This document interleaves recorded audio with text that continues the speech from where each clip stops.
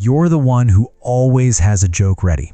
The second a conversation gets quiet, the second someone looks at you with that worried tilt of the head, you fill the space before it can settle. Someone tells you they're worried about you, and your first instinct isn't to answer the worry, it's to make them laugh so the worry disappears from their face. You've done this so many times, you don't even notice the pattern anymore. A friend says, "Are you okay? You seem off lately." And without thinking, a one-liner is already out of your mouth, the room is already laughing, and the question is already gone, unanswered, buried under the sound of people enjoying themselves. You walk away from gatherings sometimes and realize nobody actually asked how you were doing. Not because they don't care, because you never gave the conversation room to ask. People call you the funny one, the light one, the one who lifts the mood the second you walk in, and you've built an entire identity around being that person. But here's the part nobody talks about. If you're the one who's always making everyone else feel better, when exactly is anyone making sure you're okay? That question probably landed somewhere uncomfortable because you already know the answer and it isn't a good one. So let's sit with the contradiction for a second because it's a strange one once you actually look at it directly. Humor is one of the most genuinely valuable traits a person can have. It diffuses tension in a room before it boils over. It makes people feel safe around you because somehow, even in the middle of stress, you find the angle that makes things lighter. People are drawn to you. They want you at their parties, their group chats, their hardest days, because you have this rare ability to take something heavy and make it survivable through laughter. That gift is real, and it deserves to be named before anything else, because what comes next isn't an attack on it, it's a closer look at what it's quietly costing you. Because here's the paradox, the same humor that makes everyone else feel lighter is the exact mechanism that keeps your own pain from ever being seen. Every time you turn your hurt into a punchline, you're not just making the room laugh, you're also making sure the room never has to look at what's actually underneath. People praise you for being so easy to be around, so unbothered, so resilient. But that praise has a hidden price. The price is that nobody checks on the funny person. Nobody imagines you might be the one who needs the checking on. You've made yourself so good at being fine that the people around you have genuinely stopped wondering if you are. And that should raise a question that's almost uncomfortable to ask yourself.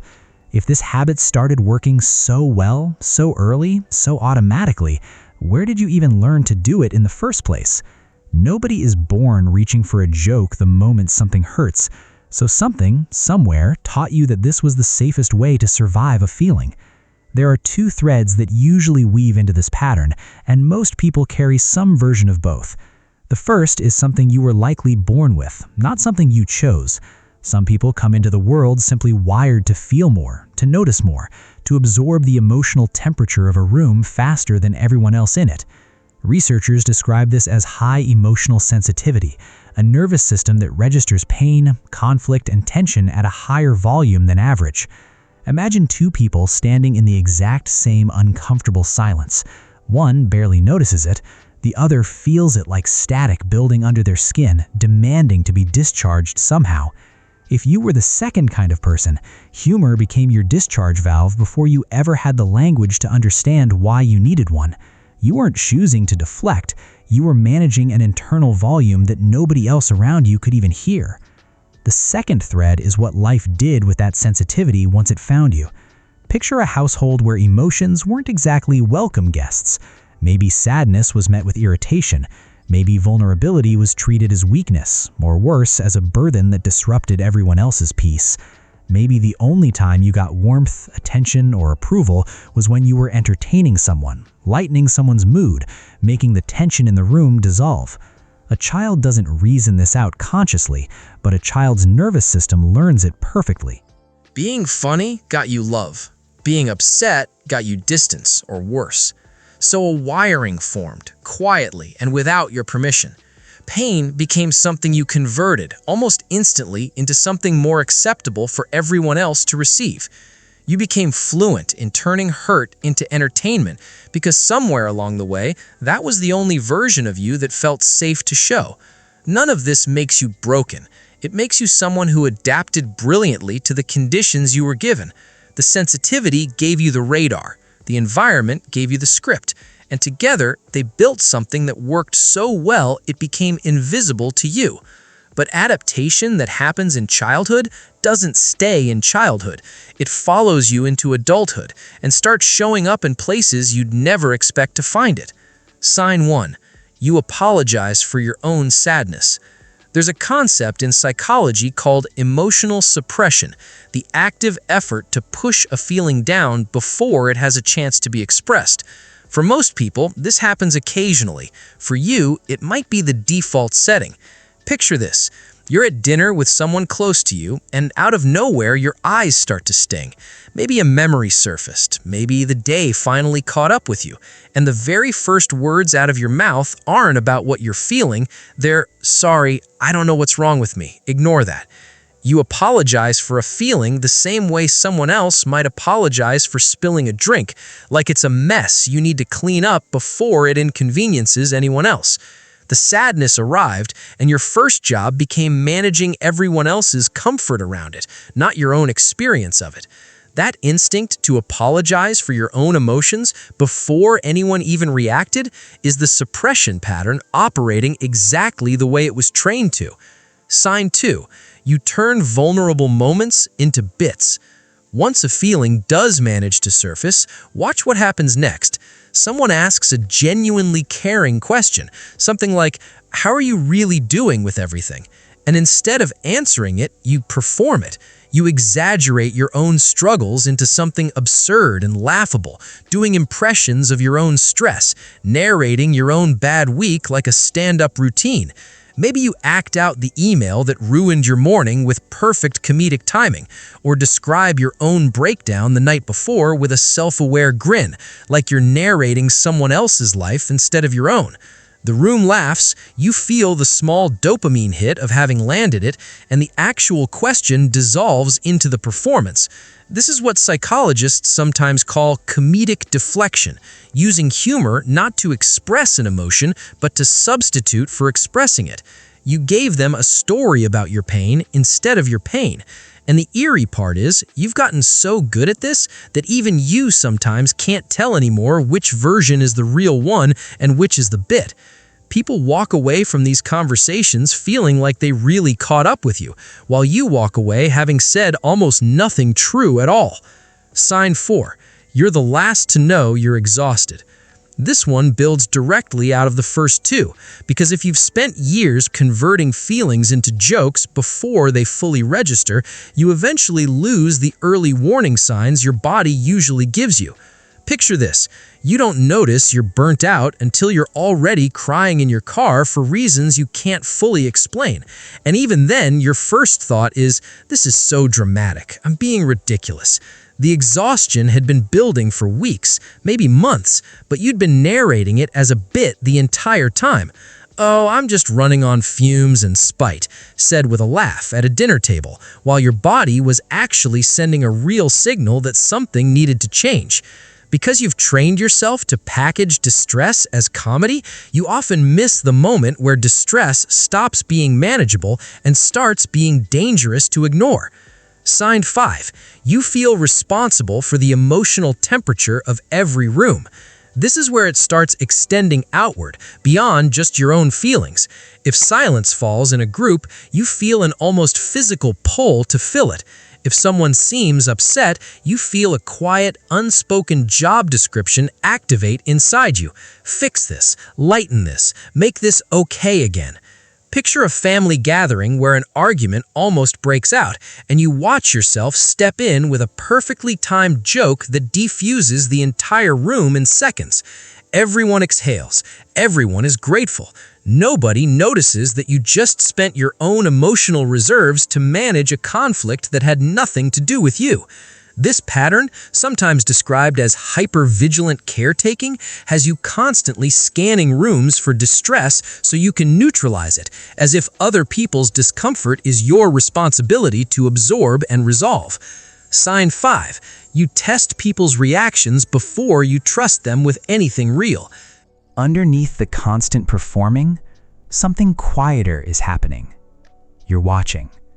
Before you ever share something true, you drop a joke first, almost like a probe, to see how the other person responds. If they laugh and move on, some part of you quietly notes, okay, not safe to go deeper here. Picture testing a friend with a self-deprecating joke about something that actually hurts, and if they just laugh along without pausing, you feel a small, private confirmation that this person isn't someone you can be fully honest with. Maybe you've even noticed yourself doing this on a first date or with a new coworker, dropping a casually dark joke about your family or your past just to clock the flicker in their expression, the half second where you can tell whether they actually heard you or just heard the punchline. You're not being paranoid. You're pattern matching against every time growing up that real feelings were met with dismissal instead of presence. Humor became your screening tool for safety, and most people fail the test without ever knowing they were being tested, simply because laughing at a joke is the most natural response in the world, and almost nobody is trained to listen for the truth hiding inside it. Sign 6. You feel a strange loneliness, even surrounded by people who love you. And this is where all the previous signs converge into something heavier. You can be in a room full of people who genuinely adore you, who would show up for you in a real crisis, and still feel a hollow, specific kind of alone. Because the version of you they love is the curated one, the funny one, the one who makes things easier. They love someone real, but they love a real person showing only one slice of themselves. Picture lying awake after a great night out, full of laughter and warmth, and feeling an unexpected wave of emptiness settle in anyway. Not because the night wasn't good, because nobody in that room met the parts of you that never got introduced. That particular loneliness, the kind that exists even inside connection, is one of the clearest signs that the performance has been running so long it's started to replace actual intimacy. If all 6 of these signs sound familiar, you're probably already asking a harder question underneath them. What happens when this pattern doesn't just continue, but continues for years, decades even, without ever being interrupted? Here's the part almost nobody explains clearly. This pattern doesn't just stay still over time, it actively protects itself the way certain psychological loops do, by making the alternative feel unsafe every single time you get close to it. Think about what humor is doing for you in the moment you reach for it. It's working as a defense mechanism, specifically something close to what's known as reaction formation, where a feeling gets converted into its near opposite so it becomes easier to tolerate. Pain becomes a punchline, fear becomes a bit, grief becomes a clever observation. And because that conversion works so well, so quickly, your mind learns a powerful lesson every single time you use it. This is safer than feeling the real thing directly.